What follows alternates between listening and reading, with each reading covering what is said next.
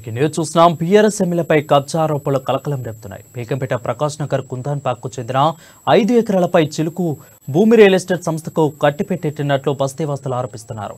అయితే ఈ కబ్జాలకు పాల్పడింది Khairatabad MLA BRS MLA Danam Nagender అని ఆరోపిస్తున్నారు.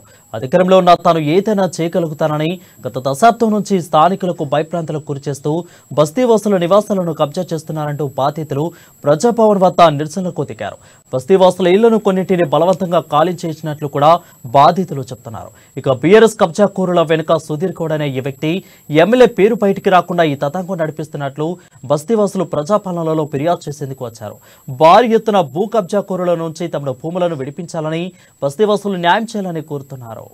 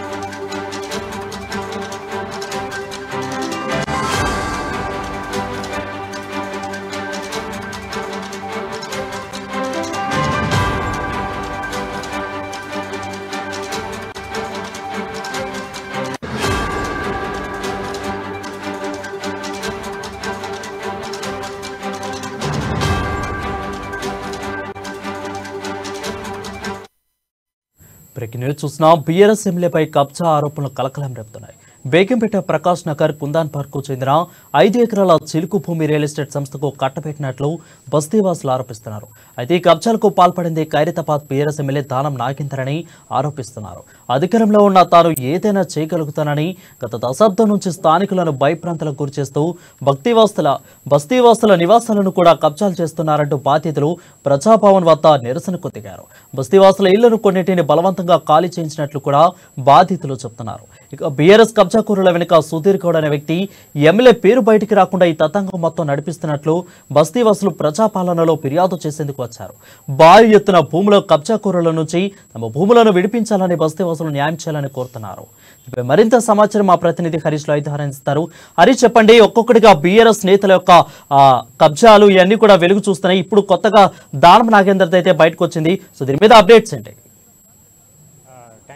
ఏదైతే BRS MLA Khairatabad MLA Danam Nagender భూ కబ్జాలకు తెరలేపుతున్నారు. భూ కబ్జాలు చేస్తూ తన అనుచరులతో కూడా దాడులకు ప్రయత్నిస్తున్నారు, తమ ఇళ్లను ఊలగొట్టిస్తున్నారు అనేటట్టుగా కూడా ప్రధానమైన ఆరోపణలు కావచ్చు, డిమాండ్తో ఈరోజు ప్రకాష్ నగర్ ఎక్స్టెన్షన్ ఏదైతే ఆ బేగంపేట సంబంధించిన బాధితులు ఎవరైతే ఉన్నారో వారు ప్రజాభవన్కి సంబంధించి ఈరోజు పెద్ద ఎత్తున భూ బాధితులంతా కూడా పెద్ద ఎత్తున ర్యాలీగా ప్రదర్శనలు ఏదైతే దానికి సంబంధించిన వాళ్ళ ప్రకార్డులు కావచ్చు, నిరసన కార్యక్రమాలతో కూడా ఆ ప్రజాభవన్కి వెలువెట్టిన నేపథ్యం కావచ్చు, వాళ్ళు ఏదైతే ప్రజాభవన్కి సంబంధించి కూడా బేగంపేటలో తమ భూములను కబ్జాలు చేశారో ఆ భూములను తమకు ఇప్పించాలంటూ ప్రధానమైన డిమాండ్తో వాళ్ళు ప్రజాభవన్లో ఫిర్యాదు చేయడం జరిగింది. ఇక్కడ దానికి సంబంధించి అంటే ఆ బేగంపేటకు సంబంధించిన ఆ భూములు అయితే ఏవైతే ఉన్నాయో గత ఏదైతే వైఎస్ హయాంలో తమ కొనుగోలు చేసాం, అప్పుడు ప్రభుత్వం సంబంధించిన ఆ భూములను మేము ఖచ్చితమైన ఆధారాలతో కొనుగోలు చేసిన నేపథ్యం కావచ్చు. ఇక బీఆర్ఎస్ సంబంధించి 2 దఫాలుగా అధికారంలో ఉన్న నేపథ్యంలో ఎమ్మెల్యేగా కొనసాగుతున్న ఆ దానం నాగేందర్ భూ కబ్జాలకు తెరలేపుతున్నారు. ఇక్కడ బేగంపేటకు సంబంధించి కావచ్చు, ఇతర ప్రకాష్ నగర్ సంబంధించి కూడా అనేక ప్రాంతాల్లో కూడా భూ కబ్జాలు చేస్తున్నారు. తన ప్రధానమైన అనుచరుడు ఎవరైతే ఉన్నారో ఆయన బెదిరింపులకు పాల్పడుతున్నట్టుగా కూడా చెప్తున్నట్టు సుధీర్ గౌడ్ అనే వ్యక్తి దీంతో కీలకంగా ఉన్న నేపథ్యం. ఆయన అనుచరులను కూడా ఏదైతే ఆ ఇండ్లకు పంపించడం లాంటివి, ఏదైతే ఆ ఇంటి నుంచి ఖాళీ చేయించడం లాంటి ప్రయత్నాలు చేస్తున్నారు. లేని పక్షంలో తిరగబడ్డ పక్షంలో కూడా దాడులకు తెగపడుతున్నారు అన్నట్టుగా కూడా తమ భూములను తమకు ప్రభుత్వం స్వచ్ఛంగా చొరవ తీసుకోవాలి, తమ భూములను తమకు తిరిగి ఇప్పించాలన్న ప్రధానమైన డిమాండ్ తో ప్రజాభవన్ కు పెద్ద ఎత్తున చేరుకోవడం జరిగింది. అంటే వాళ్ళు బేగంపేట నుంచి కూడా పెద్ద ఎత్తున నిరసన ర్యాలీ రూపంలో వచ్చిన నేపథ్యంగా వచ్చి ఇక్కడ బీఆర్ఎస్ సంబంధించి కూడా గతంలో ఏదైతే దానం నాగేందర్ సంబంధించి ప్రధానమైన ఇలాంటి ఆరోపణలే వచ్చాయి, తెర మీదకి వచ్చిన నేపథ్యంగా వచ్చి ఇక్కడ భూముల కబ్జా అంశాలు కావచ్చు, ఇక్కడ ఏదైతే లేయర్స్ ఉన్నాయో రియల్ ఎస్టేట్ లేయర్స్ సంబంధించి కూడా కమిషన్లకు పాల్పడుతున్నట్టుగా కూడా గతంలో ఆరోపణలు వచ్చిన నేపథ్యం కావచ్చు.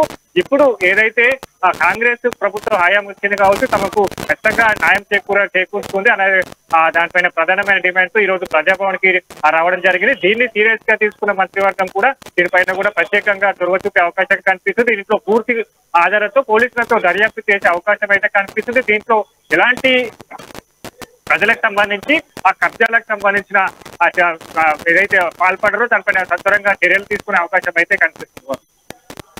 రైట్ హరీష్, అయితే ఈ తతంగం మొత్తం మీద కూడా దానం నాగేందర్ ఏ విధంగా స్పందించారు, ఒక వ్యక్తిని కూడా అడ్డు పెట్టుకుని ఇదంతా తతంగం నడిపిస్తున్నట్టు తెలుస్తుంది. ఓవరాల్ గా ఈ విషయం మీద దానం నాగేందర్ ఏ విధంగా స్పందించారు?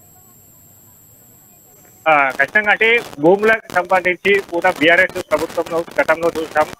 ఏదైతే అంటే కోకాపేట అంశం కావచ్చు, ఇతర సంబంధించిన ఏదైతే భూములు రేట్లు అధిక రేట్లు కలిగే ఆ ప్రాంతాల్లోనే ఇలాంటి వేలంపాటలు కావచ్చు, ఇతర బీఆర్ఎస్ నేతలు అనుచరులు ఆ కబ్జాలుగా పాల్పడుతున్నట్టుగా కూడా గత బీఆర్ఎస్ ప్రభుత్వం హయాంలో కొనసాగుతున్న క్రమంలో కాంగ్రెస్ పార్టీ దానిపైన కూడా పూర్తిగా దర్యాప్తు కావచ్చు, దానిపైన పూర్తిగా విశ్లేషణ తర్వాత వాటి పూర్తి ఆధారంతో రేవంత్ రెడ్డి కూడా బయట పెట్టిన అంశాలు ఉన్నాయి. కాబట్టి ఇప్పుడు కాంగ్రెస్ పార్టీ అధికారంలోకి వచ్చింది కాబట్టి ఇలాంటి అంశాలకి తెరలేదు. ఎందుకంటే ప్రజాభవన్ సంబంధించి కూడా పెద్ద ఎత్తున ప్రజలకు సంబంధించి ఫిర్యాదులు కావచ్చు, ప్రజలకు కలిగిన సమస్యలు కావచ్చు, గత బీఆర్ఎస్ ప్రభుత్వంలో ఎలాంటి సమస్యలకు గురయ్యారు, ప్రజలకు సంబంధించిన ఆ భూముల అంశం కావచ్చు, ఇక ధరణి పోర్టల్ సంబంధించిన అన్యక్రాంతమైన భూములను వీటినే పూర్తిగా అంటే ఇప్పుడు ప్రజాభవన్ సంబంధించి కంప్లైంట్స్ వస్తున్నాయో దాంట్లో పెద్ద ఎత్తున ఆ భూములకు సంబంధించిన అంశాలతో కూడుకున్న ఏదైతే ఆ ఫిర్యాదులు ఎక్కువగా వస్తున్న నేపథ్యం కావచ్చు. ఇప్పుడు ఈ రోజు పెద్ద ఎత్తున అంటే ఒక ర్యాలీగా ఉండడం జరిగింది. గతంలో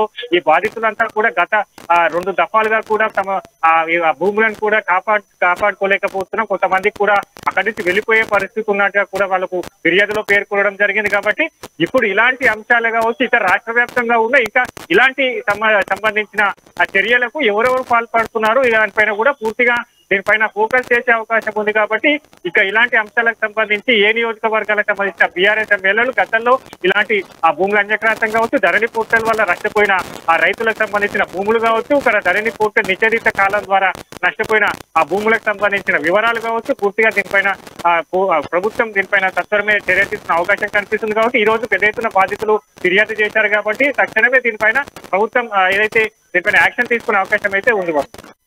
Thank you, Harish, for the clear updates.